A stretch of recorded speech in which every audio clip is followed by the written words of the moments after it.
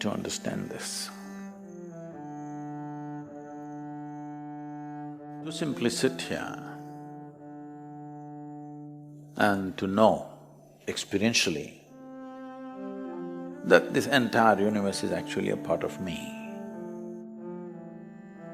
will not happen to most people. They'll hallucinate for a few moments, after that they will get distracted by something.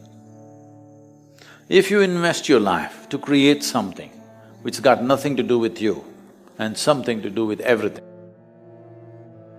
then slowly it will seep into you, into every cell in your body, that everything is actually a part of you.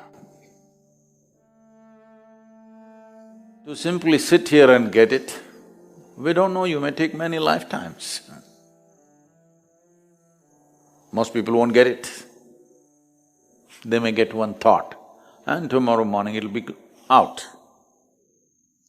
But if you invest your time, energy and life into creating something which is not about you at all, then slowly it sinks into you.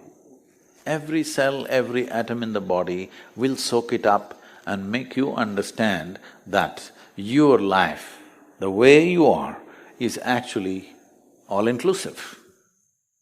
Otherwise, it's just a talk. A whole lot of people, it's become a fad in the world.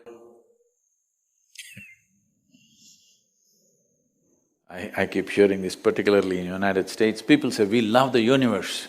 Wow! That is the easiest bloody thing to do, because it's not here. If you have to love somebody who's next to you right now, it takes life, it costs life, you know. You may have to give something. If you have a mango in your hand, if you love somebody, you may have to give it away. But if you love the universe, you can eat the mango and love the universe.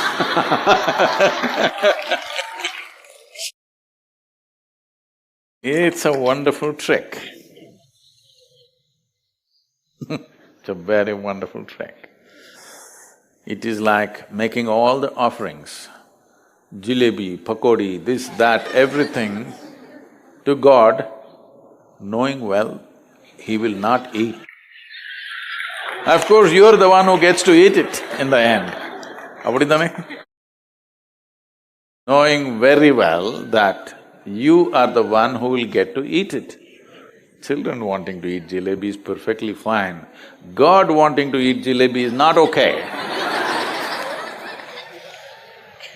Huh? Because there is a huge deception in God wanting to eat jalebi. Children want to eat jalebi, it's a simple desire. You know? So this has been going on for a long time. Tricks and tricks and tricks and tricks. That's why when you have to create something, you have to keep your tricks aside and do what's needed. No room for tricks. If you do tricks, what you're doing will land on your head. You want to build this, what you have to do it the way you have to do. If you play tricks, this will land on your head. When you're in action with the physical world, you cannot deceive yourself.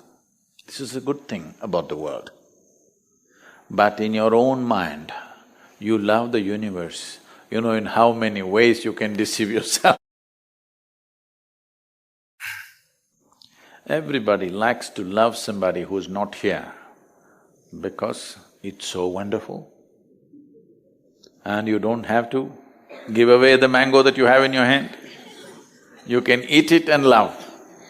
But if you love the person next to you, that's the problem, you have to give the mango, at least half. And the damn mango, you can't cut it into half, one side will be more, one side less. You sat here and I say… and you tell the person next to you, I love you, mango in hand. There is a tendency wanting to give it away, but that person says, no, you also have. Then you cut it, one big piece, one small piece. Because you have made an unnecessary statement, I love you have to give the big piece. I love the universe. You can eat the big piece and the small piece. You love God, small piece you can give, big piece you can eat. But if you love somebody next to you, big piece you have to give it to them.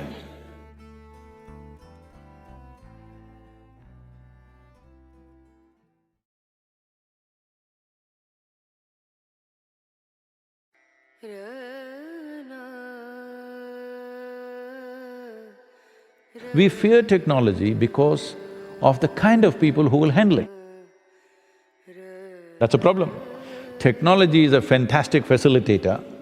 Technology is a big relief from a huge burden we've been carrying on our heads, but we fear this well-being because we have not taken care of what kind of human beings we create on this planet. We have not focused on that. We have not focused, our education systems have not focused on what sort of human beings we produce in this world. We're trying to fix it with 5 ethics or morals or don't do this, do this. This is not going to work. Forever they have taught and these things have not worked because you cannot restrain a human being by telling him, do this, don't do this. If there was a sense of inclusiveness, as we went through this earlier, if you sat here and experienced all of them as part of yourself, you will not need any kind of guideline from anybody. You will not do anything unnecessary for somebody else, isn't it? This is yoga. Yoga means there is a union with everything around you. Right now, we are valuing only people's memory. Well, we will produce machines which will have 1,000,000 GB, all right? So your brains cannot contain that much. So now it becomes significant. We are coming to a time where human consciousness will become the most important thing. One thing the machine cannot do is to be conscious. So, what kind of a human being you are will become more important than what nonsense you carry in your head. Isn't it great time? Hello? Great times are coming.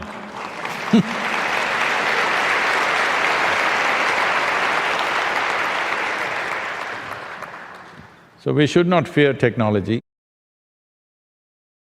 Well, as you said, laws to regulate this, that you can do, but within no time there'll be technologies to circumvent those laws, as you're seeing always. Well, all these years, if you make a law, it takes 15, 20 years to circumvent it. The time is coming, if you make a law, within 3 days they'll circumvent it. Yes, because the capability is such. So these are great times that none of your laws will work. The only thing that'll work is, what sort of human being are you?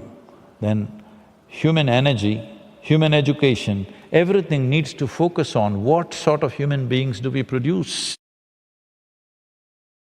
This should become the prime interest of humanity, that what kind of a human being am I? Am I inclusive or exclusive? This is a basic question.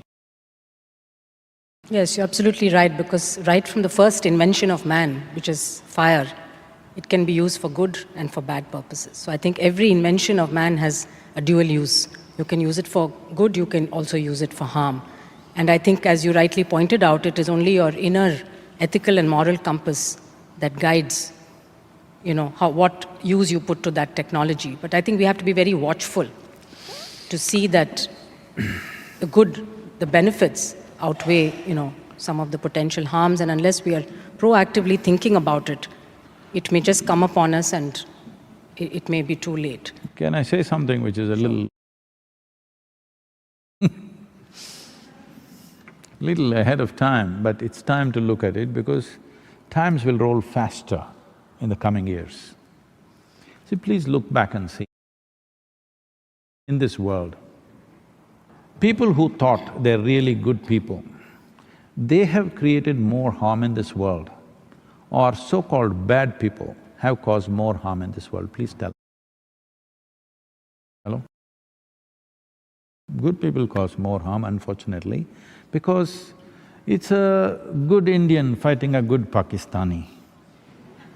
It is a good Muslim fighting a good somebody else.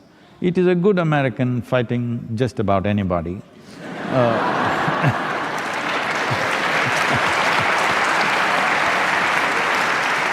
Because the more good you think you are, you have more reason to fight, unfortunately. Bad, so-called bad people, criminals, they kill one or two. The real raising of civilizations happen by people who believe they are doing a great thing, isn't it? They're very proud, they are fulfilling their moral compass, they are fulfilling their ideologies, their philosophies. They really believe they're doing a great thing. Especially the moment you think you're not just doing good, you're doing God's own work, you will do the maximum damage. Because the nature of human action is such, our actions are never perfect, never, ever. One who thinks they are doing perfect action is a fool. Our actions are never perfect. When our actions are not perfect, there must be little hesitation in everything that we do. But the moment you believe you are the best or the greatest or the best possible creature on this planet, then you can do horrible things with absolute confidence. Yes, if you have little doubt, you will hesitate. So this is very important. We have tried to manage humanity by the fear of God. It's not worked. We have tried to manage humanity with goodness and karma. You do this, you will be punished somewhere else. It has not worked. We have tried to manage human beings by teaching them ethics, morals, everything, but you know in how many different ways they circumvent that when it's to their advantage. But what you know as myself, what you know as a part of yourself, with that you don't need any of these things, isn't it? If I see you as a part of myself, I don't need the fear of God not to harm you, I don't need morals not to harm you, I don't need ethics to keep myself away from harming you, I just won't do it, because such a thing never arises within me.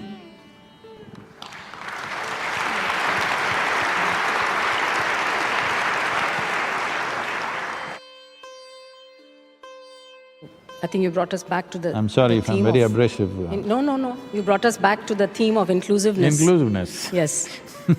I want to ask you next about primary health care and preventive health, because after all I come from WHO and we have to remember that we have only about 10 years left for the Sustainable Development Goals to achieve health for all, that is the SDG 3. Now, health was enshrined in the very constitution of the World Health Organization, and health was defined even at that time, not just as a physical health, but also mental, spiritual and social health, and not just the absence of disease, but of well-being. It was also stated that it's a fundamental right of every human being to attain the highest attainable standards of health, that governments have a responsibility of providing basic health care services to their population, but also that individuals and communities need to take active responsibility and cooperate in order to improve the health of the people. So we see now more and more countries, the heads of states are actually committing to universal health coverage. In India, we have the Prime Minister launched the Ayushman Bharat program last year, which aims to cover 500 million people with not only with health insurance, but also with primary health care services. But again, primary health care, many people think it's been interpreted in different ways. People think about it as an essential package of health services. People have interpreted it as just a selective package of health services which you provide only to the poor. And others have interpreted it from social and political and economic aspects. But the way WHO defines primary health care is, of course, to deliver the basic health services across the life course to address again not only treatment and diagnosis, but preventive services, rehabilitation, palliative care, long-term care throughout the life course, from the newborn to the elderly. And we have to appreciate now that the proportion of elderly is growing worldwide, and we will have by 2030 about 500 million people globally over the age of 80 years. And the most rapid increases are going to happen in Asia, Latin America, and Africa of elderly. How do you integrate them? How do you make sure they live good quality of life till the very end? But primary health care is also about making the right policies, public policies, like banning tobacco and smoking in public places, by making sure that there are water and sanitation services. We're banning tobacco and make marijuana legal. That's another debate, yes. And also the third element of primary health care is to empower individuals and communities, actually, to take action at the local level so that they can optimize their own health. They can advocate for policies. We see young people now, Greta Thunberg, the 16-year-old who has been advocating for climate change and who's actually managed to get heads of state to stand up and take notice of what she's saying. So I think a lot of hope now in young people. But people need to be co-developers of health and social services, but also they are self-carers and caregivers to others within their own families and communities. How can we integrate the practice of yoga and traditional medicine into our primary healthcare services so that they keep people healthy? It's not a question of treating illness once they're already ill. It's a bit late. Of course, there are medicines and things which you can use, but the aim should be to keep people healthy as long as possible. How do we integrate this, and have you had personal experience in India of being able to scale that up? Now, the last part of your question is easy for me to answer. How to integrate yoga, how to make it available, large scale, various things are being done. But the larger part of your question, you will not settle with a simple answer from me, because better than anyone, you know the complexities involved in that. And as you come up with more solutions, people will come up with more issues. Let's say now you spoke about India, Ayushman Bharat. The wonderful thing is Prime Minister is taking two parallel ways. One is he's pushing yoga on one side and talking about insurance when you fall sick. Falling sick is not your privilege. Every human being needs to understand this, that it's not a privilege or your right to fall sick. You have no business to fall sick. But if it happens, it is only an emergency. But in advanced countries, in Western countries, particularly I'm watching in United States, people think insurance is their privilege and they must exercise it. A nation with see, an individual person or a society or a nation seeks affluence. In the initial stages, because affluence promises choice of nourishment. In later stages, affluence brings choice of lifestyle. This is all human beings are seeking through affluence. So the most affluent country on the planet, which has a wide choice of nourishment and lifestyle, 70% of them are on prescription medication, spends over $3 trillion as healthcare bill. A country which has so many choices of nourishment and lifestyle should not have a healthcare bill like that, isn't it? Hello? But 70% are on prescription medication, the remaining 30% of course buying it off the back street. Every nation is heading in this way as if this is the example to follow. Every nation is moving in that direction, that people are beginning to think, my health is my government's responsibility, or maybe it's the WHO's responsibility. No, every individual needs to understand my health is my business. If it goes wrong, somebody will support you, that's a different matter. But staying healthy is my business as an individual person. This is what yoga inculcates, that your health is 100% your business.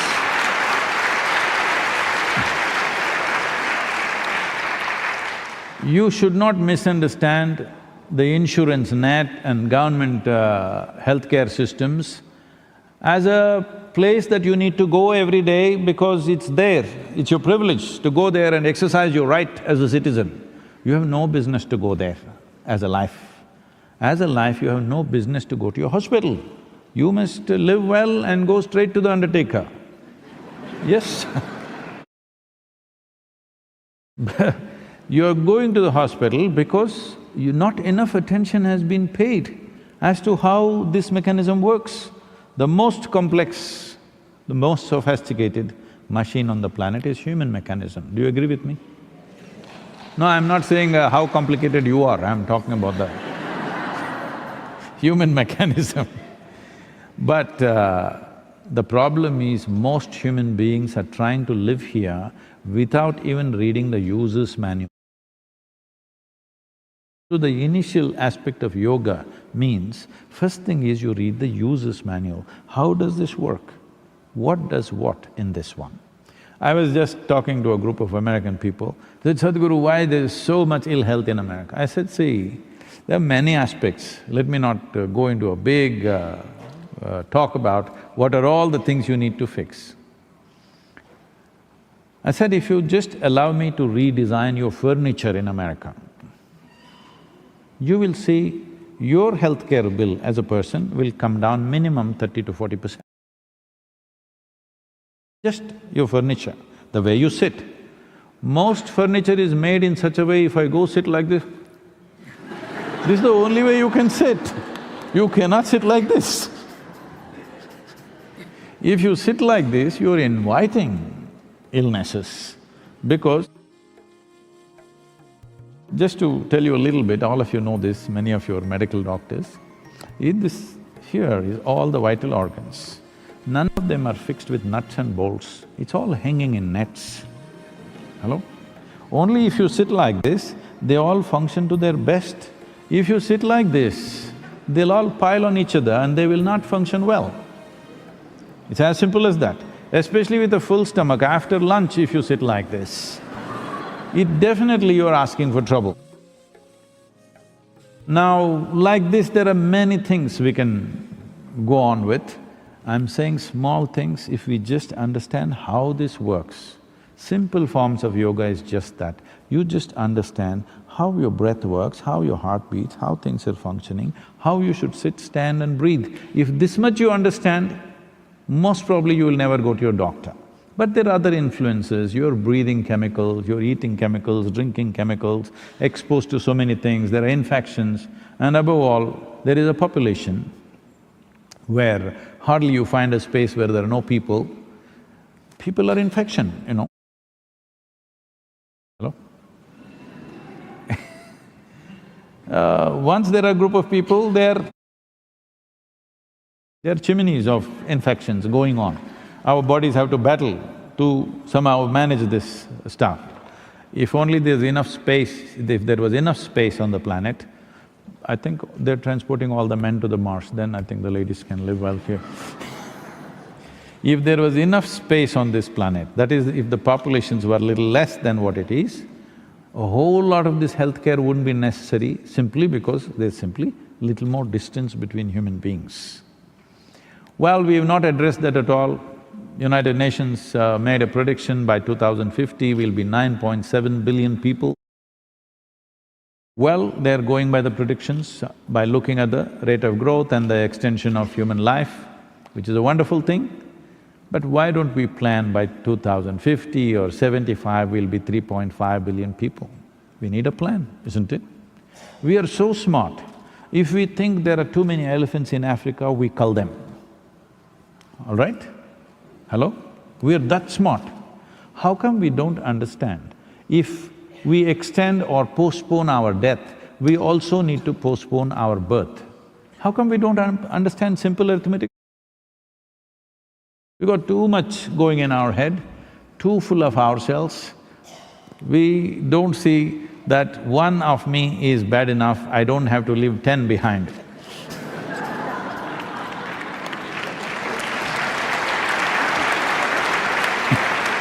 I'm not saying children are wonderful, all right? But we produce children, we must also leave a wonderful world for them to live, isn't it?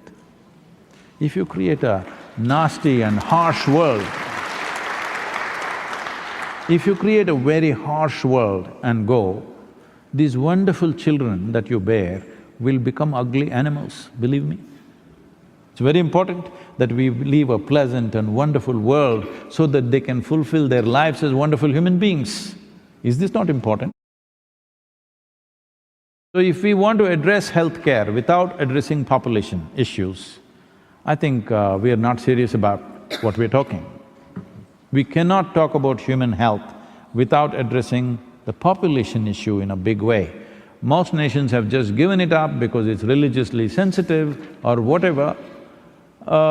Even in India, there was a family planning ministry. Now that has been transformed into family welfare. I appreciate the intention, but we must be able to gauge the realities of our existence, not ideologies of what we think, isn't it? In the beginning of 20th century, we were only 1.6 billion people. Today we are 7.6 billion people. In 1 century, this is not just because of reproduction, this is because human life, people are living more full. For example, in 1947 when India got its independence, the average life expectancy of an Indian was 28 years. Today it is 71, fantastic. We want it to become 91 if it's possible. Average life expectancy should be 85, 90, it should get there. But when we postpone death, we must also postpone birth. It is not compulsory that everybody must reproduce. This is coming because of a tribal mindset, what will I leave behind?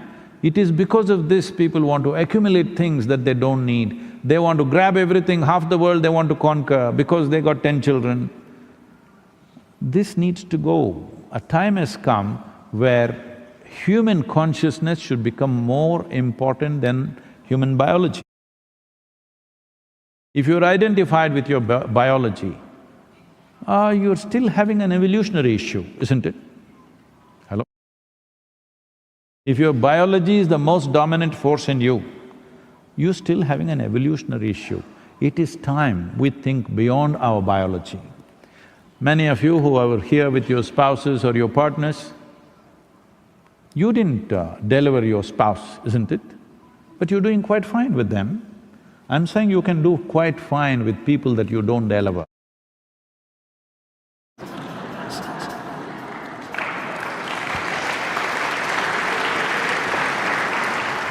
So maybe just the last question for this session could be, I think what you said made me think about a couple of things. Immunization, vaccines have been one of the greatest public health discoveries. In fact, one of the reasons why the lifespan increased so much… Yes, definitely. …is because of the availability of vaccines. We used to lose, half the number of children who were born used to die of pneumonia, diarrhea and other infections. Today, that mortality has been brought down significantly thanks to vaccines, but also to antibiotics. But now suddenly we are seeing a different trend. If you look at the news, every day you hear about measles outbreaks, not in some remote corner of Africa, but in France, in Germany, in Ukraine, in the United States. In fact, the President of the United States and most of the mayors and governors have been speaking up about the importance of immunization. Because if you take a disease like measles, it's not enough for me to vaccinate my child and hope that it will be protected. You need what is called herd immunity.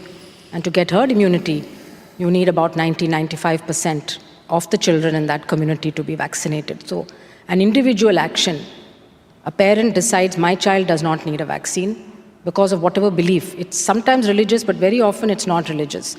And a recent survey just came out a few days ago showed that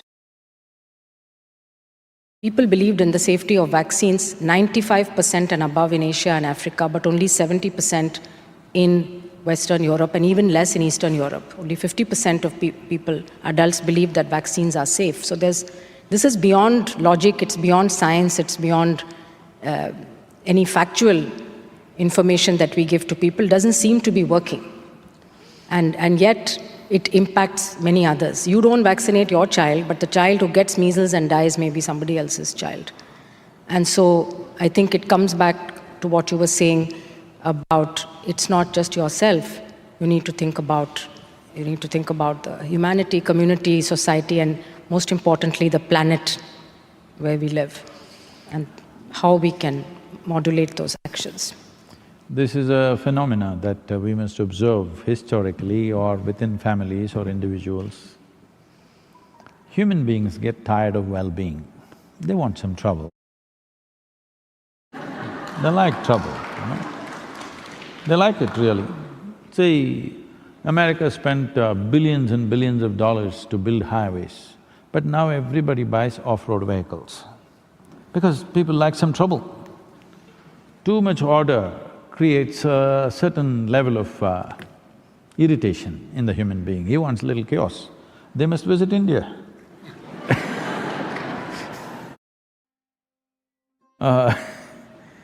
So, this campaign is gaining momentum in… particularly in California, big time. A whole lot of parents coming to me and asking this, I'm telling them, don't be a fool, because when you find your child is either crippled with polio or something else… I remember this very well, when I was in school, there were 4 children in my school. I never stayed in one school for too long. So I was there maximum 2 years, 3 years in any given school, 3 was the maximum. So, in that high school where I was in one school for 3 years, in high school there were 4 polio-affected boys, 3 of them boys, 1 girl, who came to school in in a wheelchair, but many places the wheelchair wouldn't go in those days, so they would drag themselves and go. It was so terrible to see them. But today, even if you go to the remotest village in India, even if you go to the government schools where we work,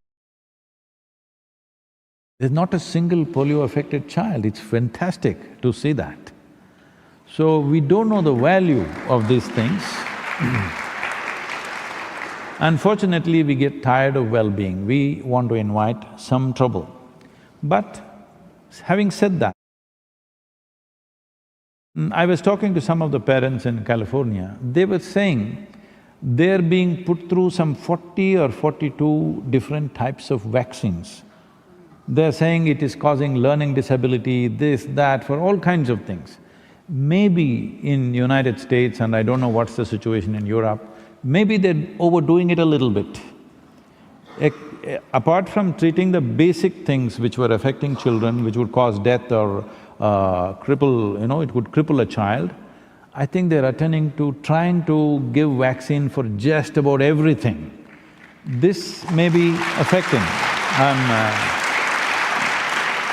I'm not some kind of a medical expert or something to make a commentary on this, but from listening to the parents, this is what I gathered. I don't remember all the things that they said they're giving vaccines for.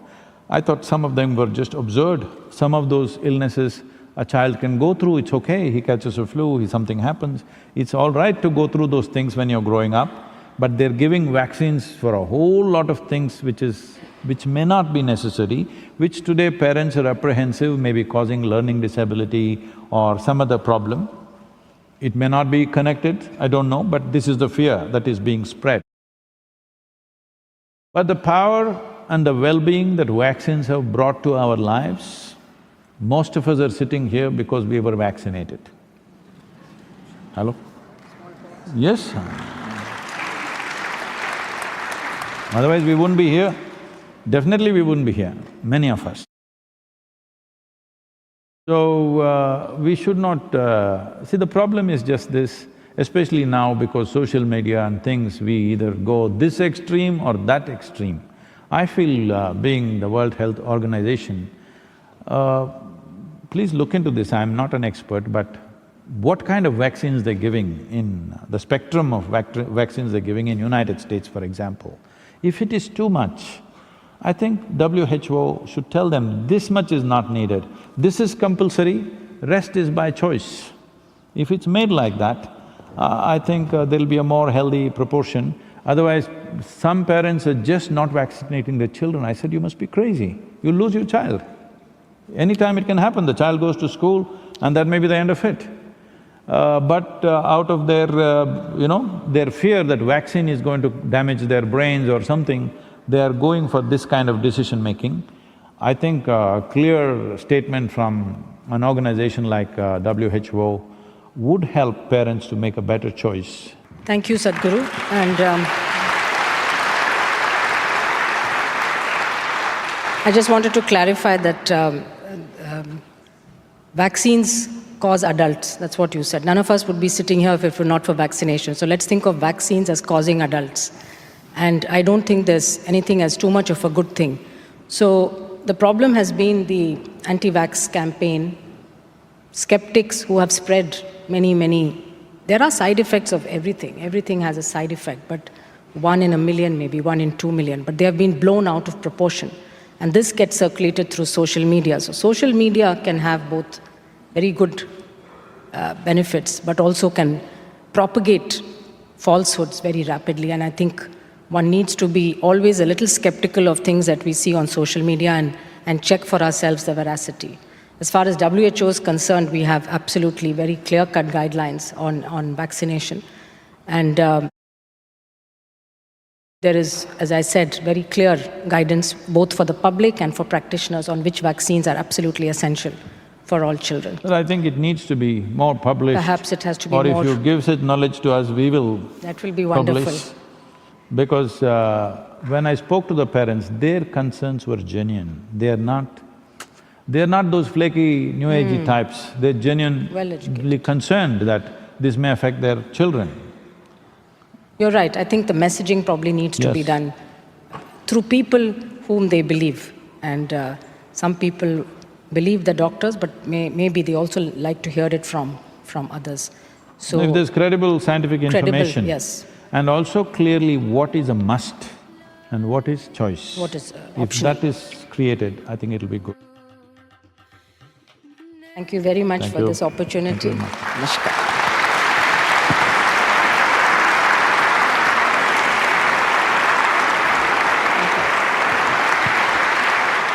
Thank you, Dr. Swaminathan, for the truly insightful and absorbing conversation. The next segment of the program is a question and answer session. It's my pleasure to invite on stage Mr. Francis Gurry to moderate this session.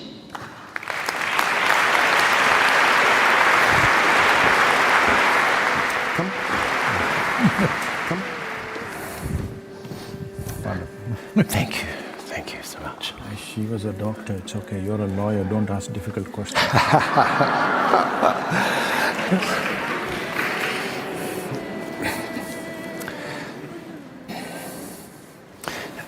Sadhguru, it's really a privilege to have this opportunity to interact with you, and please allow me to thank Ambassador Rajiv Chanda for giving me this opportunity.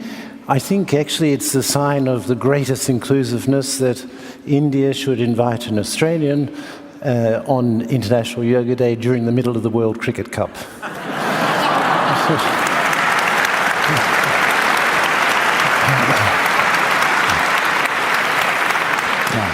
So this doesn't mean we are beginning to go… This doesn't mean we are going to be kind to you on the cricket field. I've noticed. So now I have many questions from many people in the audience who would like to ask for your wisdom, but may I start by asking you one myself? Yes. So, the power of inclusiveness. Now, if we go back in the world, say 30 years, we…